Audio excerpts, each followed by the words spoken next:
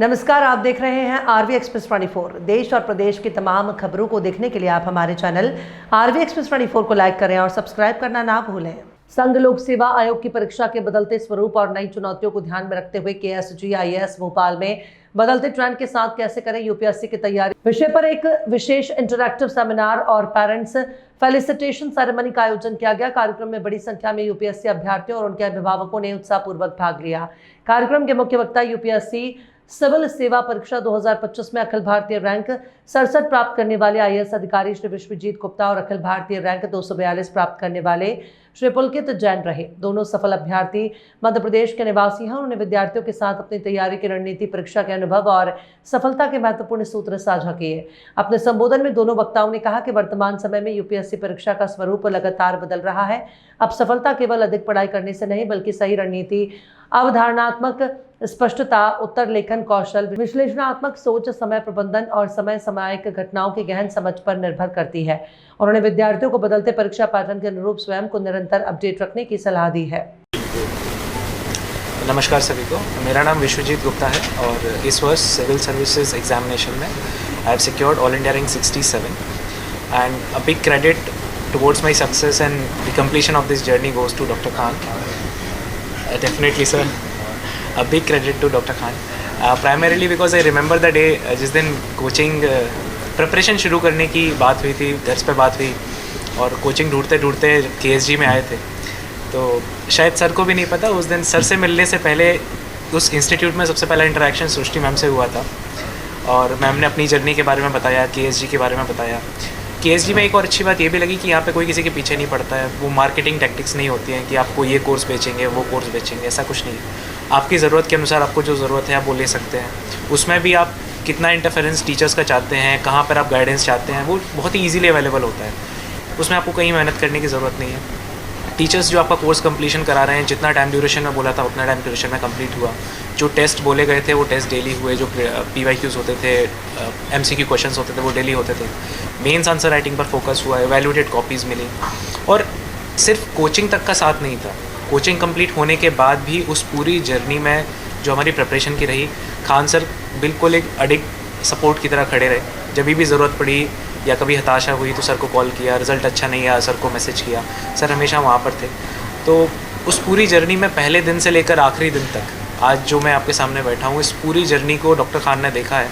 और शायद इस वजह से जितनी भी बदलाव की बात होती है कि एग्ज़ाम ऐसे बदल रहा है, वैसे बदल रहा है, इसमें ये नई चीज़ या एआई या जो भी सारी चीज़ें आती हैं, आई थिंक इस पूरी बहती हुई नदी में अगर कोई मील का पत्थर खड़ा हुआ है तो वो डॉक्टर खान है। उन्होंने इस जर्नी को पहले भी देखा, आज भी देखा, बदलते हुए देखा और आगे भी बदलते हुए देखेंगे। तो बजाय इसके कि आप हर बार किसी नए टॉपर के पीछे भागे, आई थिंक एक ऐसे व्यक्ति से सलाह मशवरा लेना या गाइडेंस लेना ज़्यादा ज़रूरी है जिन्होंने चीज़ों को बदलते हुए, शेप लेते हुए देखा है। तो इस वजह से एक विशेष क्रेडिट डॉक्टर खान के लिए मेरे मन में रहता है, हमेशा कृतज्ञता रहती है। और आज सर ने एक बार बुलाया और मैं आपके सामने हूँ, इस सब के लिए धन्यवाद। Thank you doctor Khan. तो बगैर टेक के साथ में यूपीएससी तैयारी कैसे करें, क्या नया लेकर आए? देखिए, केएसजी एग्ज़ाम पुराना है तो पुरानी चीज़ें अभी भी वैध हैं, पुरानी चीज़ें अभी भी वैलिड हैं।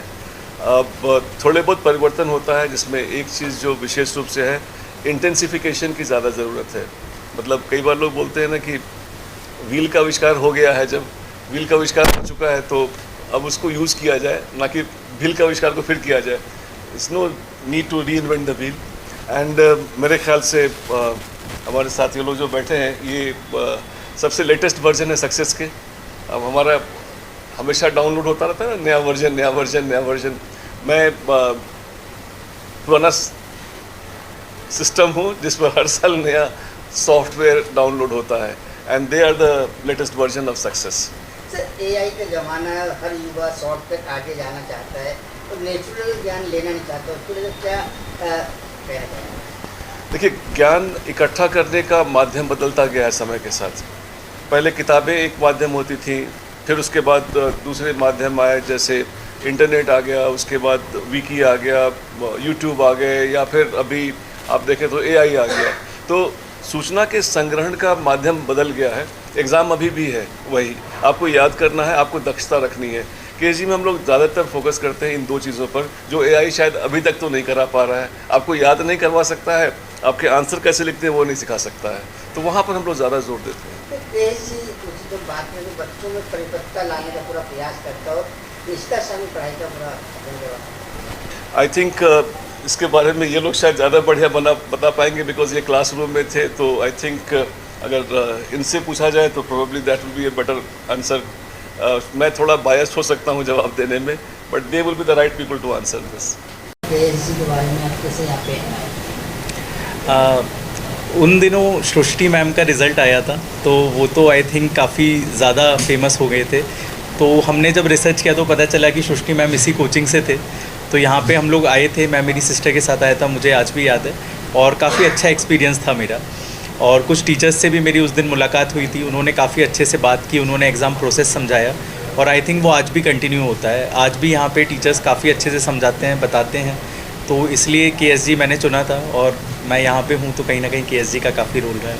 तो देखा गया, सुनने में आया डॉक्टर रियाज खान बिल्कुल नारियल जैसे अंदर से बहुत मुलायम और बाहर से सख्त, क्या वास्तव में आपको ऐसा लगा? मुझे भी नहीं पता। नहीं, अंदर से तो बहुत मुलायम है, बाहर से भी उतने ही सरल हैं सर। कड़क तो कभी नहीं रहे, बट हो सकता है ये जिसने भी किया है उनका कोई स्टूडेंट रहा हो। तो लगता है यहाँ आपको परिवार जैसा पूरा माहौल मिला है? डेफिनेटली मुझे तो बहुत ज़्यादा मिला है एक्चुअली। जैसे मैं बहुत सारी फैकल्टीज़ के टच में हूँ, और कोचिंग के बाद भी था, अभी रिज़ल्ट के बाद में भी हूँ। जैसे सर से भी मैं टच में रहा हूँ, फर्स्ट अटैम्प्ट से लेके 4th अटैम्प्ट तक। तो मुझे तो काफ़ी होमली वाइब आती थी और आई होप आती रहेगी। क्या संदेश दिया जाए हमारे दर्शकों को? संदेश तो यही है, देखिए ये एग्ज़ाम थोड़ा कठिन है, बट खुद पे हौसला रखेंगे तो ज़रूर हो जाएगा। तो बस थोड़ी मेहनत करना है, बाकी it really changes your life, it changes your perspective and it makes you a better human being. Public servant तो बन ही जाएंगे, बट बेटर इंसान ज़रूर बन जाते हैं।